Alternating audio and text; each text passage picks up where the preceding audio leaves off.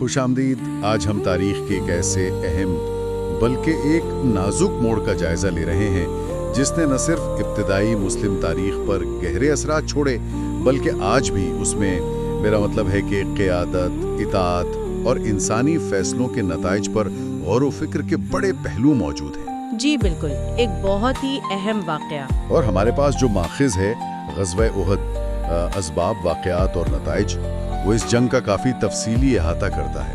تو آج ہمارا مقصد ہے کہ اس تحریر کی گہرائی میں اتریں، ان واقعات اور ان سے جڑے اسباق کو سمجھیں جو اسے صرف ایک آپ کہہ لیں فوجی ٹکراؤ سے زیادہ اہم بناتے ہیں۔ صحیح، یہ صرف ایک جنگ نہیں تھی، اس میں بہت سے سبق ہیں۔ اور اس میں سب سے زیادہ شاید قابل غور پہلو یہ ہے کہ کیسے ایک تقریباً یقینی فتح شکست کے خدشات میں بدلنے لگی، اور اس تبدیلی کے پیچھے کیا عوامل تھے۔ یہ صرف ہار جیت کی کہانی نہیں ہے۔ نہیں، بالکل نہیں، اس سے کہیں گہری بات ہے۔ تو آئیے اس کا جائزہ لیتے ہیں۔ اچھا، ماخذ کے مطابق اس جنگ کی جڑیں کہاں تھیں؟ مطلب غزوہ احد کے بنیادی اسباب کیا بتائے گئے ہیں؟ دیکھیں، بنیادی طور پر تو اس کا تعلق پچھلی جنگ یعنی غزوہ بدر سے ہے۔ بدر میں قریش کو، آپ کو یاد ہوگا، ایک غیر متوقع اور بہت شدید شکست ہوئی تھی۔ جی ہاں، وہ تو ان کے لیے بہت بڑا دھچکا تھا۔ بالکل، اور یہ شکست صرف فوجی نہیں تھی بلکہ ان کے وقار، ان کی معیشت، عرب میں جو ان کی ایک دھاک تھی، سب کے لیے ایک بڑا چیلنج تھی۔ تو ماخذ واضح کرتا ہے کہ قریش کے ذہنوں پر یہ شکست ایک بوجھ بنی ہوئی تھی اور وہ بدلے کی آگ میں جل رہے تھے۔ بالکل، اور ماخذ میں یہ بھی ہے کہ بدلے کی خواہش تو تھی ہی، ساتھ میں کچھ ٹھوس مقاصد بھی تھے۔ پہلا تو ظاہر ہے بدر کا انتقام، دوسرا عرب قبائل میں اپنی سرداری، اپنی وہ جو کھوئی ہوئی ساخت تھی اسے دوبارہ قائم کرنا، اور تیسرا جو شاید معاشی طور پر بہت اہم تھا، شام والا تجارتی راستہ وہ محفوظ بنانا، کیونکہ بدر کے بعد مسلمانوں کے اثر کی وجہ سے وہ راستہ آپ کہہ لیں خطرے میں پڑ گیا تھا۔ جی بالکل، یہ صرف جذبات کی جنگ نہیں تھی، اس میں ٹھوس سیاسی اور معاشی محرکات بھی شامل تھے۔ ان کے وجود کا مسئلہ بن گیا تھا۔ تجارتی راستہ بند ہونے کا مطلب تھا مکہ کی معیشت کا گلا گھونٹنا، تو وہ ایک فیصلہ کن جنگ لڑنے کے لیے بالکل پرعزم تھے۔ اچھا، تو اب آتے ہیں میدان میں اترنے والی فوجوں پر۔ قریش نے کتنی بڑی فوج جمع کی تھی اس مقصد کے لیے؟ ماخذ بتاتا ہے کہ قریش نے اس بار کوئی کسر نہیں چھوڑی تھی۔ 3000 جنگجو۔ 3000؟ جی ہاں، 3000 جنگجوؤں کا لشکر تیار کیا، جس میں گھڑ سوار دستے بھی تھے، زرہ پوش سپاہی بھی تھے، اور قیادت کر رہے تھے مکہ کے سردار ابو سفیان بن حرب۔ یہ پچھلی جنگ کے مقابلے میں کہیں زیادہ منظم اور بڑا لشکر تھا۔ 3000 تو اس زمانے میں حساب سے بہت بڑی تعداد ہے۔ بہت بڑی تعداد تھی۔ اس کے جواب میں جب یہ خبر مدینہ پہنچی تو نبی کریم صلی اللہ علیہ وسلم نے صحابہ کرام سے مشورہ کیا۔ شروع میں تو تقریباً 1000 مسلمان دفاع کے لیے تیار ہوئے، لیکن ماخذ ایک اہم واقعے کا ذکر کرتا ہے جس سے مسلمانوں کی تعداد کم ہو گئی تھی۔ بالکل، وہ ایک بڑا دھچکا تھا راستے میں۔ مدینہ سے احد کے میدان کی طرف جاتے ہوئے منافقین کا جو سردار تھا عبداللہ بن ابی سلول، جو بظاہر تو مسلمانوں کے ساتھ نکلا تھا، وہ اپنے 300 حامیوں کو لے کر الگ ہو گیا۔ 300 لوگ؟ وجہ کیا بتائی اس نے؟ اس نے بہانہ یہ بنایا کہ میری رائے نہیں مانی گئی، میں تو کہہ رہا تھا شہر میں رہ کر لڑیں، تو اب میں اس خودکشی میں حصہ نہیں لوں گا۔ یہ ایک بہت نازک وقت پر مسلمانوں کی صفوں کو کمزور کرنے کی کوشش تھی۔ اس کے بعد مسلمانوں کی تعداد صرف 700 رہ گئی۔ 700 3000 کے مقابلے میں؟ یہ تعداد کا فرق ہی اپنے آپ میں ایک بڑا چیلنج تھا۔ اچھا، تو یہ لڑائی ہوئی کہاں تھی پھر؟ جگہ کون سی تھی؟ ماخذ واضح کرتا ہے کہ جنگ احد پہاڑ کے دامن میں ہوئی، یہ مدینہ کے شمال میں ہے۔ مسلمانوں نے پوزیشن اس طرح لی کہ احد پہاڑ ان کی پشت پر تھا، جو ایک طرح سے قدرتی دفاع فراہم کر رہا تھا، اور تاریخ 7 شوال 3 ہجری بتائی جاتی ہے۔ جی، حکمت عملی پر بھی بات ہونی چاہیے۔ جیسے عبداللہ بن ابی کے بہانے سے ظاہر ہوا، شروع میں اس پر اختلاف رائے تھا۔ نبی کریم صلی اللہ علیہ وسلم کا اپنا خیال اور جو تجربہ کار صحابہ تھے ان کی رائے تھی کہ مدینہ شہر کے اندر رہ کر دفاع کیا جائے۔ جی ہاں، شہر کی تنگ گلیاں تھیں، घरों की छतें थीं, वो दुश्मन के घुड़सवारों और उनकी बड़ी तादाद को आप कह लें बेअसर करने में मदद दे सकती थीं। लेकिन माखज़ बताता है कि एक तबका खास तौर पर वो नौजवान सहाबा जो बदर में शरीक नहीं हो सके थे, वो बड़े पुरजोश थे। वो शहादत या जंगी जौहर दिखाना चाहते थे, तो वो खुले मैदान में दुश्मन का सामना करना चाहते थे। उनका ख्याल था शहर में बंद होना कमजोरी लगेगा। जी, और उनमें हजरत हमजा बिन अब्दुल मुत्तलिब रज़ी अल्लाह अन्हु जैसे बड़े सहाबा भी शामिल थे। तो उनके पुरजोर इसरार पर नबी करीम सल्लल्लाहु अलैहि वसल्लम ने अक्सरियत की राय का एहतराम किया और बाहर निकलकर लड़ने का फैसला किया। यहाँ एक बहुत दिलचस्प बात माखज़ में आती है। हाँ, वो ये कि जब नबी करीम सल्लल्लाहु अलैहि वसल्लम ज़िरा पहनकर और हथियार सजाकर बाहर आए, तो जिन सहाबा ने इसरार किया था उन्हें एहसास हुआ कि शायद उन्होंने नबी सल्लल्लाहु अलैहि वसल्लम की मर्जी के खिलाफ ज़्यादा जोर दे दिया। अच्छा, तो उन्होंने क्या कहा? उन्होंने अर्ज़ किया कि अगर आप चाहें तो हम शहर में ही रुक जाते हैं। इस पर नबी करीम सल्लल्लाहु अलैहि वसल्लम ने वो तारीख़ी जुमला फरमाया जो क़ियादत के अज़्म को ज़ाहिर करता है। किसी नबी के लिए ये मुनासिब नहीं कि वो एक बार जंग के लिए ज़िरा पहन ले तो फिर अल्लाह का फैसला हुए बगैर उसे उतार दे। मतलब एक बार फैसला हो गया तो बस अब साबित कदम रहना है। सुभान अल्लाह, बड़ा अहम नुक्ता है। इस फैसले के बाद फिर लश्कर उहद की तरफ बढ़ा और पोजीशन संभाली। अब जंग की तैयारियों की तफसीलात देखते हैं। मुसलमानों की फौजी तरतीब क्या थी? माखिज़ के मुताबिक नबी करीम सल्लल्लाहु अलैहि वसल्लम ने लश्कर को बड़ी हिकमत से तरतीब दिया। सबसे अहम पहलू जो था वो उहद पहाड़ के साथ एक छोटी पहाड़ी थी, जबल रिमात जिसे कहते हैं, यानी तीरंदाजों की पहाड़ी। वहाँ 50 माहिर तीरंदाजों का दस्ता मुकर्रर किया गया। उनकी क़ियादत हज़रत अब्दुल्ला बिन जुबैर रज़ी अल्लाह अन्हु को सौंपी गई। और इन तीरंदाजों को जो हुक्म दिया गया था वो तो बहुत ही फैसला कुन साबित हुआ बाद में। बिल्कुल, वो इस जंग के नतीजे के लिए किलीदी हैसियत रखता है। नबी करीम सल्लल्लाहु अलैहि वसल्लम ने उन्हें बहुत वाज़े और सख्त हिदायत दी थी। तुम लोग अपनी जगह से हरगिज़ न हिलना, चाहे तुम देखो कि हम जीत गए हैं और माले गनीमत समेट रहे हैं, या तुम देखो कि हम हार रहे हैं और हमारी लाशों को परिंदे नोच रहे हैं। हर हाल में अपनी जगह पर रहना जब तक मेरा अगला हुक्म न आए। इस हुक्म की अहमियत बहुत ज़्यादा थी। ये लश्कर के पिछले हिस्से को दुश्मन के घुड़सवारों से बचाने की किलीद थी। जी, और लश्कर के बाकी हिस्से भी मुनज़्ज़म थे। माखज़ में है कि एक बटालियन कैस बिन सईद की क़यादत में थी। मुहाजिरीन के दस्ते का झंडा हज़रत मुसब बिन उमैर रज़ी अल्लाह अन्हु के पास था। कुछ रिवायात में हज़रत अली रज़ी अल्लाह अन्हु का नाम भी आता है। और अंसार के दस्ते के अलमबरदार गालिबन हज़रत साद बिन उबादा या हुबाब बिन मुंजिर रज़ी अल्लाह अन्हुमा थे। दूसरी तरफ कुरैश का लश्कर भी पूरी तरह मुनज़्ज़म था। अबू सुफियान सुप्रीम कमांडर था। दाएं बाजू की कमान खालिद बिन वलीद के पास थी, जो उस वक्त तक मुसलमान नहीं हुए थे और बहुत माहिर घुड़सवार सलार थे। हाँ, इनका नाम तो बाद में बहुत आता है। जी, बाएं बाजू पर इक्रमा बिन अबी जहल था। पैदल फौज सफ़वान बिन उमैया की क़यादत में थी और तीरंदाजों का दस्ता अब्दुल्ला बिन अबी रबिया की कमान में था। मतलब उन्होंने अपनी पूरी फौजी ताकत मैदान में उतारी थी। जंग शुरू होने से पहले वो कोई नफसियाती जंग की कोशिशें भी हुई कुरैश की तरफ से? जी हाँ, माखिज़ बताता है कि अबू सुफियान ने ख़ास तौर पर अंसार को पैगाम भेजा, उन्हें वर्गलाने की कोशिश की। उसने कहा कि भाई हमें तुमसे कोई लड़ाई नहीं, तुम हमारे मदनी भाई हो, तुम अलग हो जाओ, हम अपने मक्की भाइयों यानी मुहाजिरीन से निमट लेंगे। ये मुसलमानों में फूट डालने की चाल थी। लेकिन अंसार ने क्या जवाब दिया? अंसार का ईमान तो पुख्ता था। उन्होंने इस पेशकश को सख्ती से रद्द कर दिया और कहा कि वो कभी भी अपने नबी सल्लल्लाहु अलैहि वसल्लम और अपने मुहाजिर भाइयों का साथ नहीं छोड़ेंगे। माशाल्लाह। हाँ, इसके अलावा एक और शख्स था, अबू आमिर अल राहिब। वो पहले मदीना में था, लेकिन नबी सल्लल्लाहु अलैहि वसल्लम की आमद के बाद मुशरिकों से जा मिला था। उसने भी अंसार को भड़काने की कोशिश की, लेकिन उसे भी नाकामी हुई। मुसलमानों के हौसले बुलंद थे।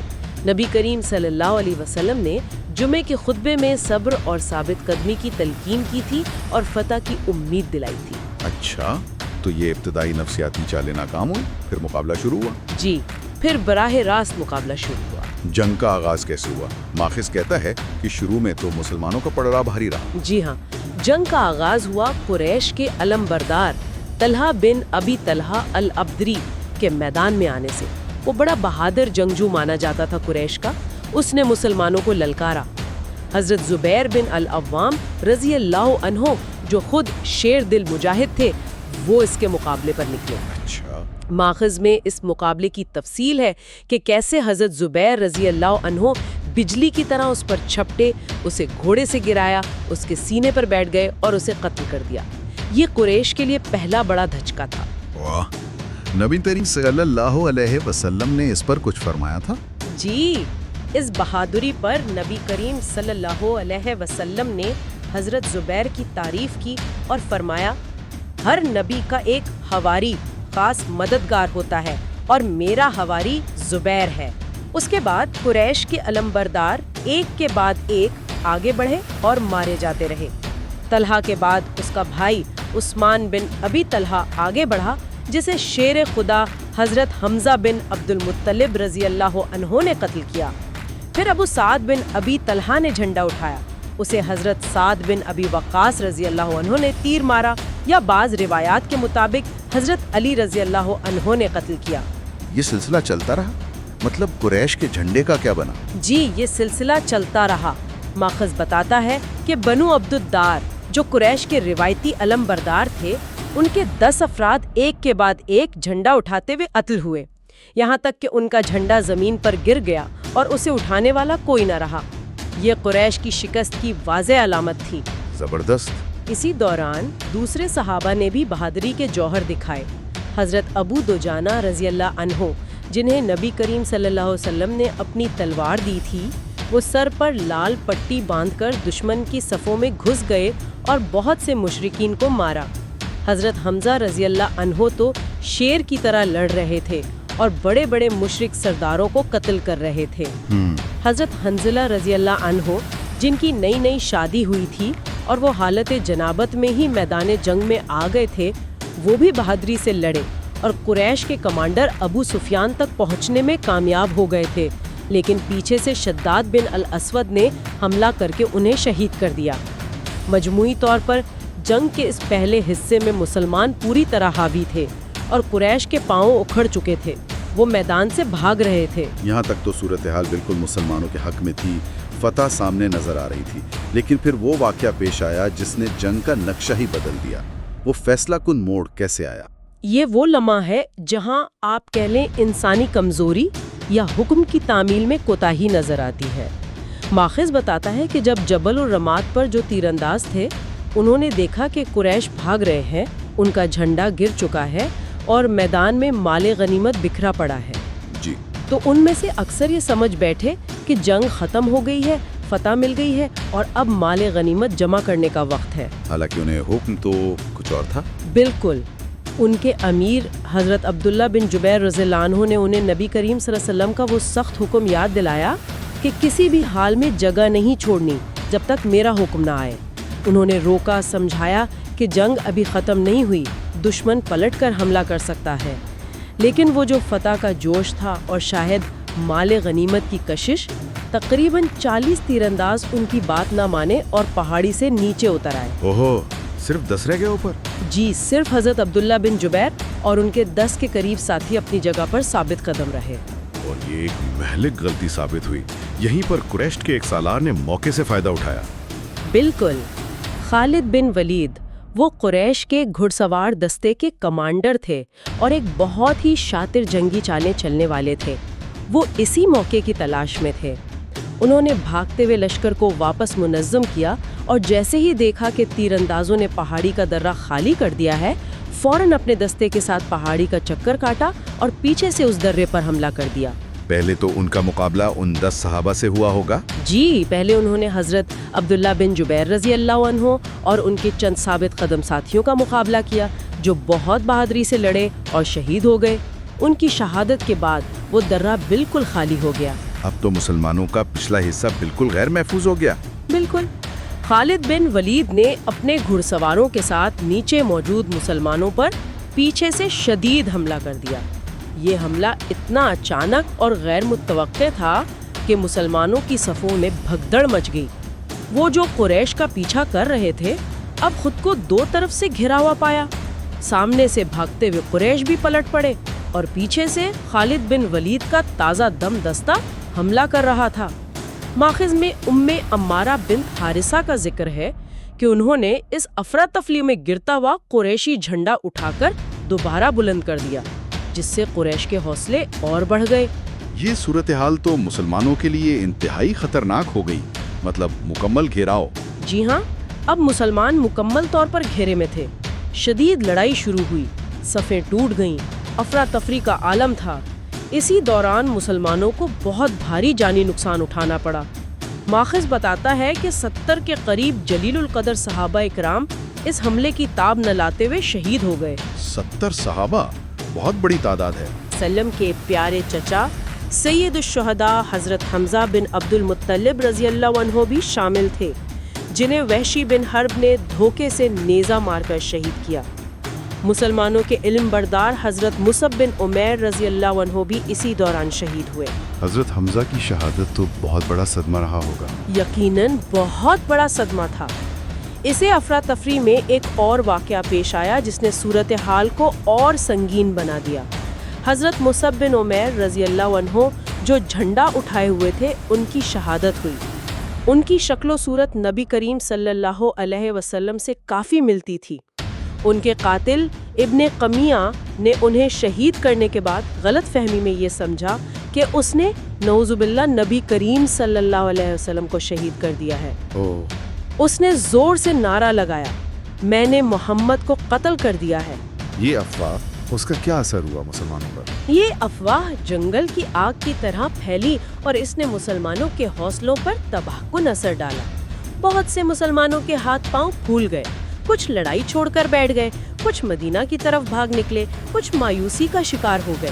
یہ جنگ کا نازک ترین لمحہ تھا، تاہم نبی کریم صلی اللہ علیہ وسلم خود میدان جنگ میں موجود تھے اور ثابت قدمی کا پہاڑ بنے ہوئے تھے، اگرچہ آپ خود بھی شدت سے زخمی ہوئے۔ جی سنا ہے آپ صلی اللہ علیہ وسلم بھی زخمی ہوئے تھے۔ جی ہاں، آپ کے دندان مبارک شہید ہوئے، چہرہ مبارک زخمی ہوا، سر پر خود کی کڑیاں چبھ گئیں اور آپ صلی اللہ علیہ وسلم ایک گڑھے میں گر بھی گئے۔ یا اللہ! لیکن اس انتہائی نازک صورتحال میں صحابہ نے پھر کمال کر دیا۔ بے مثال جرأت، محبت اور وفاداری کا مظاہرہ کیا۔ ماخذ بتاتا ہے کہ جیسے ہی انہیں پتا چلا کہ نبی کریم صلی اللہ علیہ وسلم حیات ہیں اور کہاں ہیں، وہ پروانوں کی طرح آپ صلی اللہ علیہ وسلم کے گرد جمع ہو گئے۔ حضرت ابوبکر صدیق، حضرت علی بن ابی طالب، حضرت طلحہ بن عبید اللہ، حضرت سعد بن ابی وقاص، حضرت ابو دجانہ اور حضرت ام عمارہ نصیبہ بنت کعب رضی اللہ عنہم اجمعین سمیت کئی صحابہ نے آپ صلی اللہ علیہ وسلم کے گرد ایک حفاظتی حصار بنا لیا۔ حضرت طلحہ بن عبید اللہ کے بارے میں تو آتا ہے کہ انہوں نے اپنا جسم ڈھال بنا دیا تھا۔ جی بالکل، انہوں نے تیروں کو اپنے ہاتھوں پر روکا، یہاں تک کہ ان کا ہاتھ شل ہو گیا۔ حضرت ابو دجانہ نے اپنی پیٹھ آپ صلی اللہ علیہ وسلم کی طرف کر دی تاکہ تیر ان پر لگیں۔ حضرت سعد بن ابی وقاص تیر برساتے رہے اور نبی کریم صلی اللہ علیہ وسلم خود انہیں تیر پکڑاتے جاتے تھے۔ حضرت ام عمارہ تلوار چلا رہی تھیں اور آپ صلی اللہ علیہ وسلم کا دفاع کر رہی تھیں۔ یہ محبت اور قربانی کی لازوال داستانیں ہیں۔ سبحان اللہ، انہی جانثاروں کی وجہ سے پھر نبی کریم صلی اللہ علیہ وسلم محفوظ رہے۔ جی، انہی کی بدولت نبی کریم صلی اللہ علیہ وسلم کو بے حفاظت پہاڑ پر ایک محفوظ مقام تک پہنچایا گیا۔ قریش نے چند حملے پہاڑ پر بھی کیے لیکن ناکام رہے۔ ابو سفیان نے جنگ کے اختتام پر پہاڑ کے نیچے سے کچھ نعرے لگائے اور اگلے سال بدر کے مقام پر دوبارہ مقابلے کا اعلان کیا اور واپس چلا گیا۔ تو اس جنگ کے مجموعی نتائج کیا نکلے؟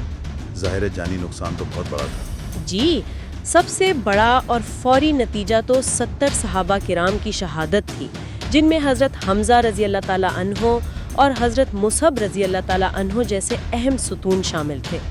ان سب کو وہیں احد کے میدان میں دفن کیا گیا اور شہدائے احد کا مقام آج بھی اسی قربانی کی یاد دلاتا ہے۔ دوسرا، جیسا ہم نے ذکر کیا، عبداللہ بن ابی اور اس کے ساتھیوں کے جنگ سے الگ ہونے اور پھر جنگ کے اس نتیجے نے مدینہ میں منافقت کے مسئلے کو مزید واضح کر دیا۔ منافقین کو مسلمانوں پر طعنہ زنی اور ان کے حوصلے پست کرنے کا موقع مل گیا۔ اور مسلمانوں کے وقار کا کیا بنا؟ یہ تیسرا اہم نقطہ ہے جو ماخذ اجاگر کرتا ہے۔ اگرچہ قریش میدان جنگ سے چلے گئے تھے، لیکن مسلمانوں کو بھاری نقصان اٹھانا پڑا تھا۔ اس تاثر کو زائل کرنے اور دشمن پر اپنی دھاک بٹھانے کے لیے نبی کریم صلی اللہ علیہ وآلہ وسلم نے جنگ کے اگلے ہی دن زخموں کے باوجود صحابہ کرام کو قریش کے تعاقب میں نکلنے کا حکم دیا۔ یہ مہم حمراء الاسد کہلاتی ہے، جس نے یہ پیغام دیا کہ مسلمان شکست خوردہ نہیں بلکہ اب بھی طاقتور اور پرعزم ہیں۔ زبردست اقدام تھا۔ جنگ کے بعد کا ایک بہت اہم اور روحانی پہلو نبی کریم صلی اللہ علیہ وآلہ وسلم کی دعا بھی ہے۔ اپنی پیچھے صف میں کھڑا کیا اور اللہ تعالیٰ کی حمد و ثنا بیان کی۔ اس دعا میں کیا خاص بات تھی؟ اس دعا کے الفاظ اللہ پر کامل توکل اور ہر حال میں اسی کی طرف رجوع کرنے کا بہترین نمونہ ہے۔ آپ صلی اللہ علیہ وسلم نے فرمایا، مفہوم یہ ہے کہ اے اللہ، تمام تعریفیں تیری ہی لیے ہیں۔ اے اللہ، جسے تو کشادگی دے اسے کوئی تنگ نہیں کر سکتا، اور جسے تو تنگ کر دے اسے کوئی کشادہ نہیں کر سکتا۔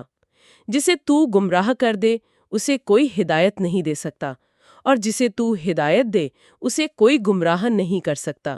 جسے تو روک دے وہ کوئی دے نہیں سکتا، اور جو تو عطا کر دے اسے کوئی روک نہیں سکتا۔ جسے تو دور کر دے اسے کوئی قریب نہیں کر سکتا، اور جسے تو قریب کر لے اسے کوئی دور نہیں کر سکتا۔ اے اللہ، ہم پر اپنی برکتیں، اپنی رحمت، اپنا فضل اور اپنا رزق کشادہ فرما دے۔ یہ دعا مشکل کے بعد اللہ کی رحمت اور فضل پر یقین کا اظہار ہے۔ بے شک۔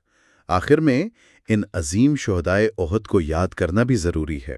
70 نام تو مشکل ہیں، لیکن چند نمایاں نام جن کا ہم نے ذکر بھی کیا۔